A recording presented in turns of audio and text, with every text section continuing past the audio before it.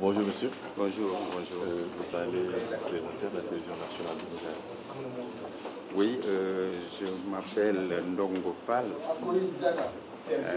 sénégalais. Je suis mandaté par la Fédération mondiale pour diriger en quelque sorte le tournoi. Je suis le directeur des tournois de la Confédération et en même temps chargé de superviser cette compétition. Cette compétition est le dernier championnat d'Afrique de jeu de dames individuel. Expliquez-nous un peu comment se présente la situation de cette discipline sur le plan africain. Oui, alors le jeu de dames est un sport, on peut dire méconnu pour certains pays, mais très développé pour d'autres. Retenez quand même déjà que le jeu de dames renferme des professionnels qui jouent en Europe et qui gagnent leur vie à cause de cela. Le jeu de dames professionnel n'a rien à voir avec le jeu de dames de quartier où on s'assoit par terre et puis on tape, n'est-ce pas? Ici, tout est normalisé. Des pions, des damiers, des chaises, de la salle de jeu, etc., etc. Il y a plus de 10 000 points de règlement, n'est-ce pas?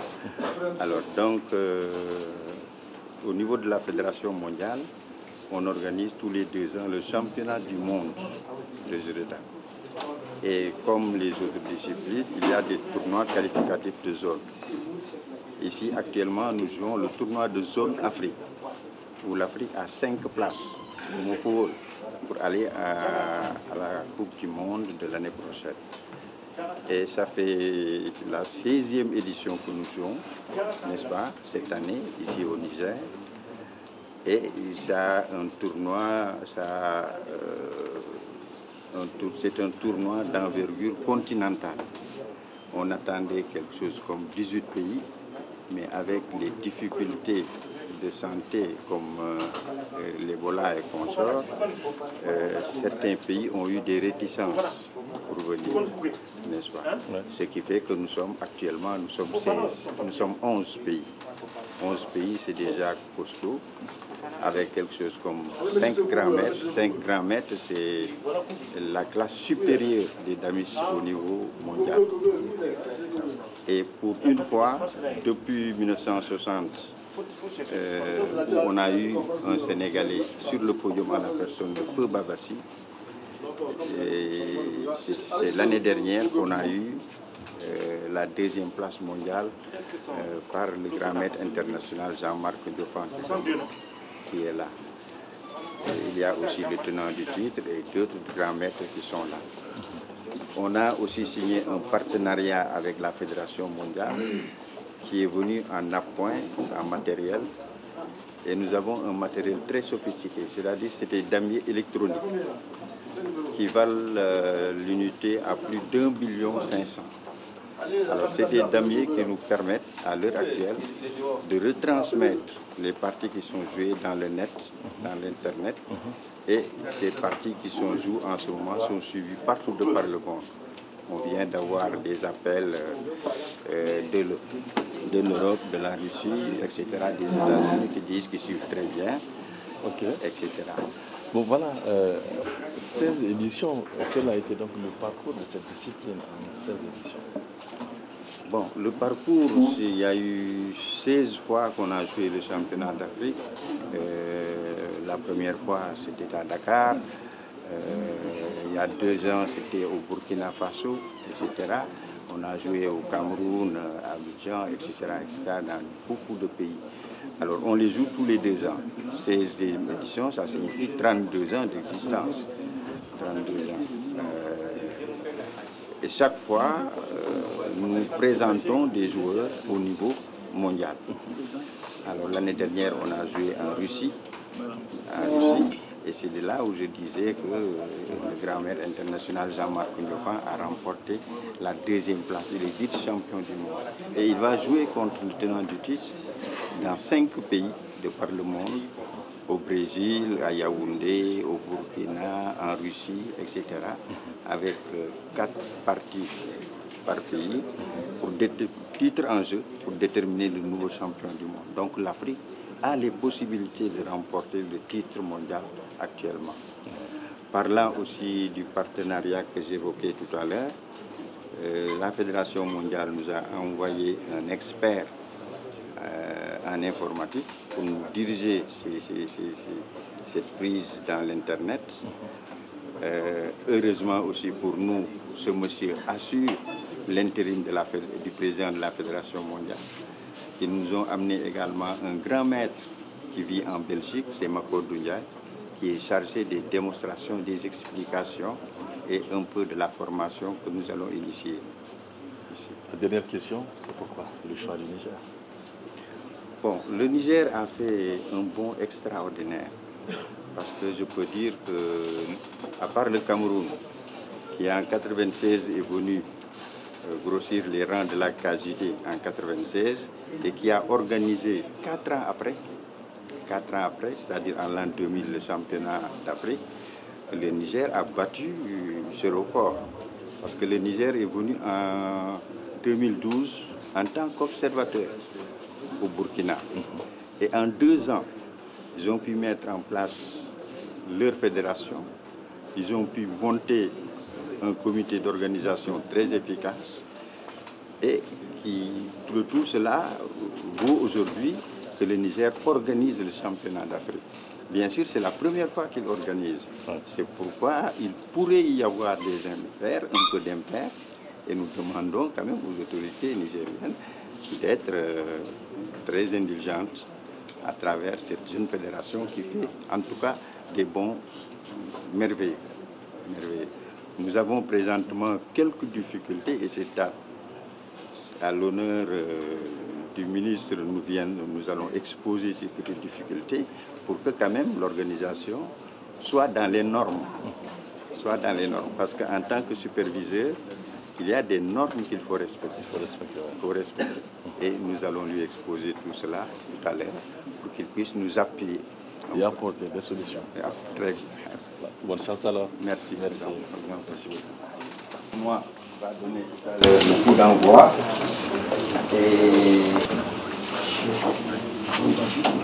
Marcel Koster, je représente ici le bureau du président de la FMGD, la Fédération mondiale. Le jeu de dames. Le jeu de dames.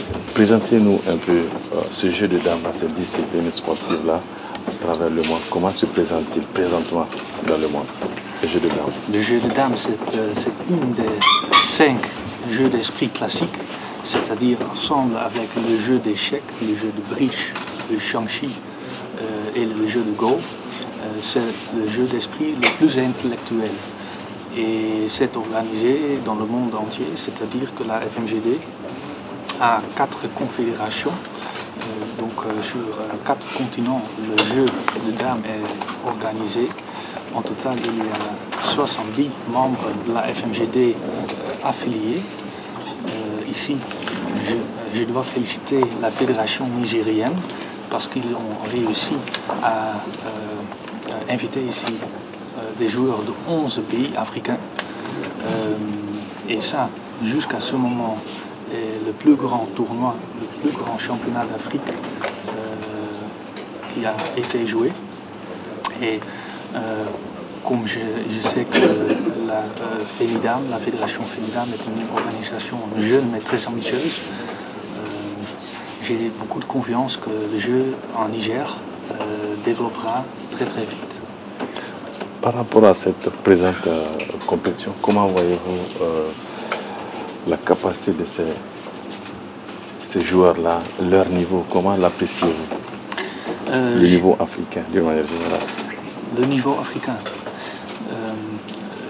Le continent africain, dans le monde damiste, est le continent, ensemble avec l'Europe, le continent le plus fort. C'est-à-dire qu'à ce moment, cette année, il y aura un match entre le champion du monde, Alexander Georgiev, de la Russie, et le vice-champion du monde, qui vient du Cameroun, Jean-Marc Diofang.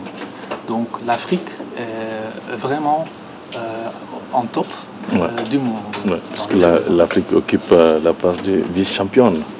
Oui, tout à fait. Et cette année, c'est possible que l'Afrique, pour la première fois dans l'histoire, aura un champion du monde du jeu de dames Afrique. Non, ce n'est pas correct. L'Afrique a eu déjà un champion du monde en 60. C'était le légendaire Babassi venant du Sénégal. Bon. Mais il y a eu une période prolongée où l'Afrique était très fort, mais pas dans le top absolu. Et maintenant, Jean-Marc Dioffin, pour la première fois, joue dans le match pour le titre mondial. Et ça, c'est vraiment spectaculaire. Comment voyez-vous la suite de cette compétition au Niger? La suite de la compétition, comment vous la voyez-vous au Niger? Vous voulez le niveau de la compétition ici? Ici. Oui, c'est très haut. C'est-à-dire que le vice-champion du monde dont je parlais, il est présent ici, il joue ici. Et à part de ça, il y a aussi le champion à titre africain, Atier de Côte d'Ivoire, il joue ici aussi. Et à part de ces deux grands maîtres, il y a encore 4 grands maîtres d'autres pays africains. Et bien sûr, la FMGD est venue ici avec encore un grand maître pour encadrer les joueurs. C'est le GMI Makodou Ndiaye. Et il a été champion africain déjà 5 fois. Mais de toute façon, avec si beaucoup de grands maîtres et maîtres internationaux, le niveau de cette compétition est le plus haut possible. Merci. Ensuite.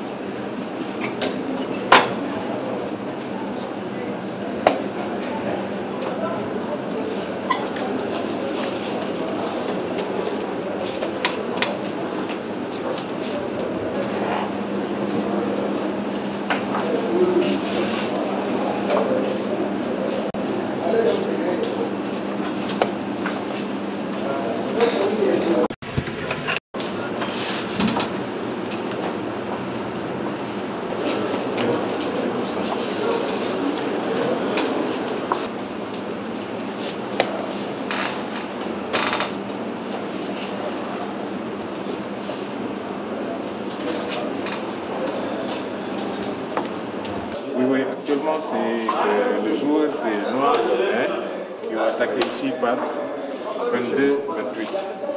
Ils ont attaqué ici et maintenant les Blancs jouent et gagnent. Alors c'est très simple pour jouer ça. Prise. On envoie ici un dame. On envoie encore une deuxième dame. Les deux là. C'est des kings. Il faut mettre. On fait le collage. Donc ici, 2. On prend en arrière. Et cette prise. Le blanc. Et la dame, elle doit prendre ici. Et maintenant les blancs jouent, prendre 5 et damer à la case D.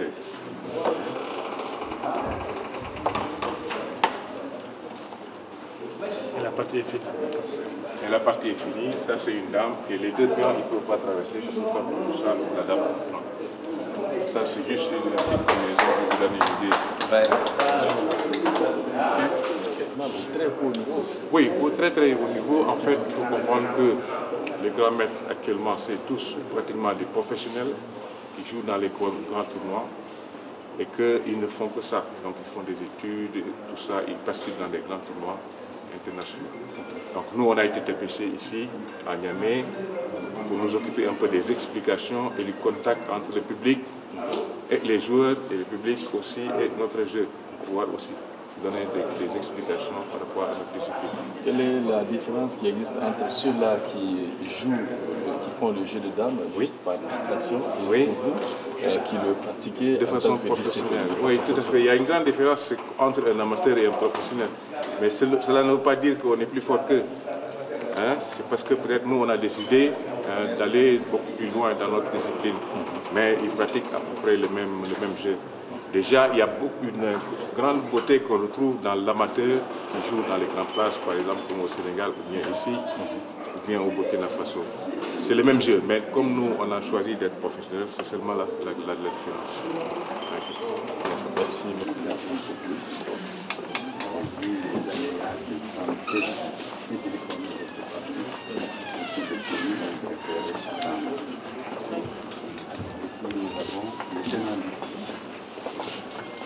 Et en même temps, champion du monde des parties rapides.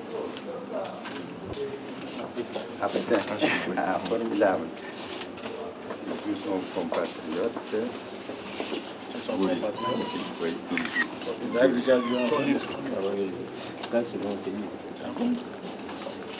Nous jouons un système dirigé, c'est-à-dire les jeunes, les joueurs, pour ne pas infliger le résultat.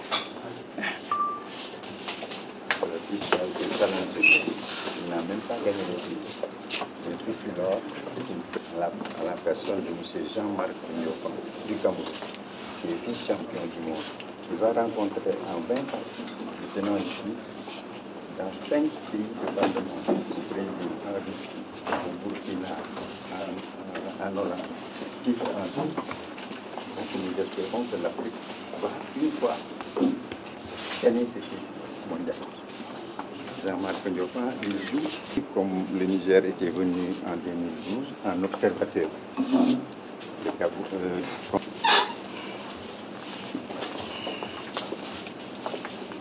depuis des années, on ne les a pas vus. Ils reviennent. Ils disent qu'ils ne plus ressortir.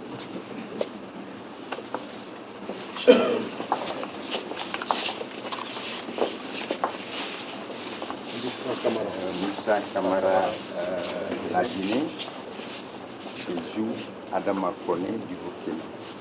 Moussa Koné, le dernier champion d'Afrique en 2006, champion d'Afrique, il joue Fofana Ladi.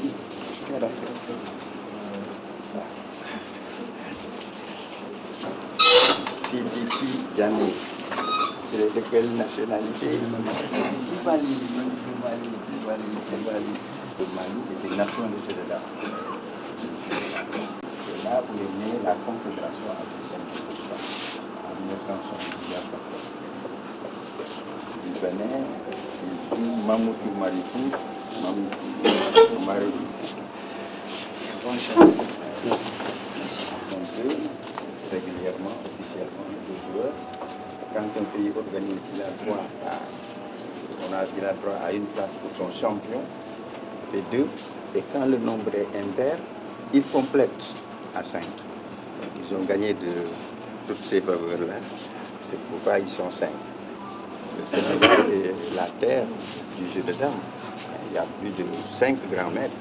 S'ils arrivent à les détrôner tous, c'est parce qu'il est connu pour quelque chose. Akoy, il est vice-champion d'Afrique, il est guinéen. Il est grand maître international, n'est-ce pas, du sommet du jeu de dames.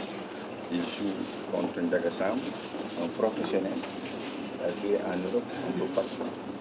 Et une anecdote, en 2005, quand la Hollande organisait un championnat du monde, lui, le Sénégal ne l'avait pas classé, mais les organisateurs hollandais l'ont pris comme nigérien. RDC, c'est le deuxième de la République. Actuellement, il y a 2.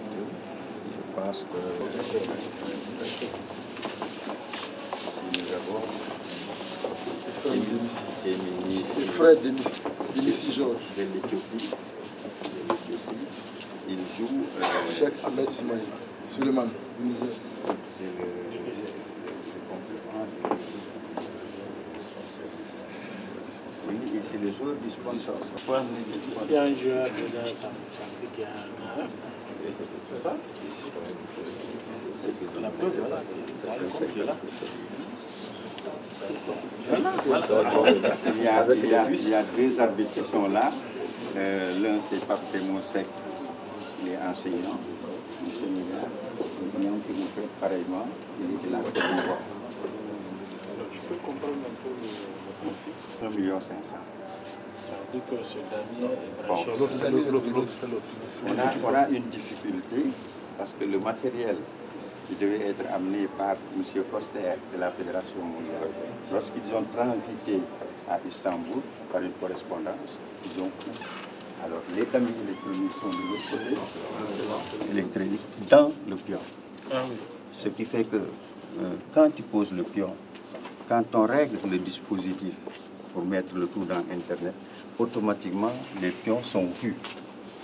Il va peut-être nous les montrer tout à l'heure, n'est-ce pas? Et c'est par ce système que nous arrivons à faire suivre le monde entier de notre compétition. De les transmettre à Coster, qui les met dans le site. Mais, ce qui fait qu'on te dit joue un coup. Jouer un coup signifie la poser sur une case, ensuite transcrire ce que vous avez joué. Le damier est numéroté de 1 à... Ici, on dit c'est 38. 28. Quand tu prends un pion, 32, 28. Là, tu marques 32-28. Ah, d'accord. Si c'est une prise, alors là, tu mets entre les numéros. Techniquement, on dit prise. Et là, l'appareil marque le bon. il prend tout. Il prend ça en direct. En direct. C'est un peu comme ça en boxe. Très bien. Très bien. Au niveau de la puissante fédération néerlandaise, la fédération mondiale l'a compris. C'est l'homme de confiance de la fédération mondiale. Actuellement, le président a été opéré et le comité exécutif de la fédération mondiale est très disponible. Et c'est lui qui nous a cherché le matériel additif pour qu'on puisse quand même faire suivre un séminaire ici de formation à toutes les fédérations. Voilà sommairement. C'est bon. Donc, je disais merci d'avoir choisi le Niger pour cette prestigieuse compétition. Je souhaite que le meilleur gagne, que ça se passe dans le plus grand fair play. Vous êtes ici au Niger chez vous.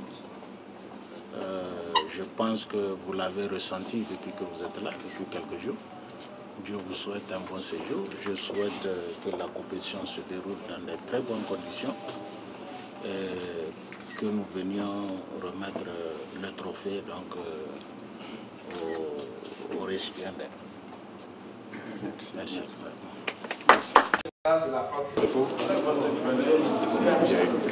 Ici, il y a écrit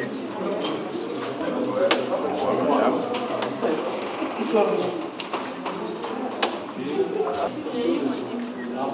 Ici, les blancs, au lieu de prendre comme ça, ils vont prendre avec eux. Ici, ça prend. Maintenant, madame.